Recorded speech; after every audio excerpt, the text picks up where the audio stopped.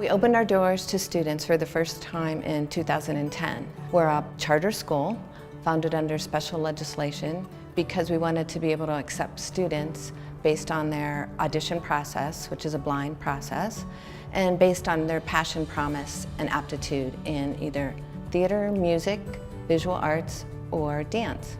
We are providing access to a level of rigorous academics and mastery arts that students might not otherwise have access to in the state of New Mexico. We have always approached this work from the point of view of looking at research, looking at best practices, looking at research-based strategies for helping all students get there and achieve the mission that we have for the school. And we just were awarded our 6th consecutive A by the state of New Mexico by all of their measures. So we're just confident that if we stick to our game plan of the science of learning, learning in the arts is very, very correlated to the neuroscience of learning. Mr. Newell taught about retrieval practices. So the retrieval practices is this idea of how do you bring the information to your mind so that you can access it? There are 3 primary ways that the learning sciences have suggested a type of retrieval practice. The first way, there's kind of an idea, it's called everything you know strategy, flashcards, which most people are familiar with. And then the last one is just legitimate practice test questions. Well, at first when they mentioned the flashcards, I really hated the idea and I was like, why? This is dumb. But then I started getting into it, then it started clicking more.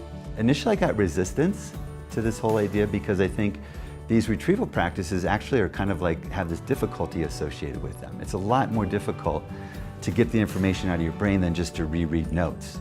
The flashcards, those were definitely very helpful for me. I'd have a little stack of them in my backpack and I would just be able to take them out and just flip through them, which was very easy and convenient for me rather than opening up my notebook, seeing all this lists of definitions that were so complicated and they're all squished together.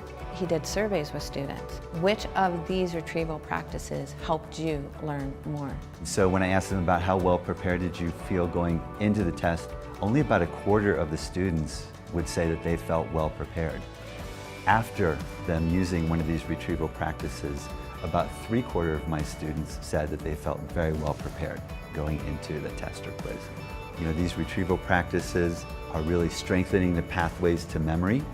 And so the more I can help my students with that, then the better I feel as a teacher. When I heard about these new strategies from Mr. Newell, I kind of used those and I incorporated it into every other subject that I had. Of course, every teacher wants to use practices that are effective. So what is your goal? What are the roadblocks that you're seeing for your students and what's not working?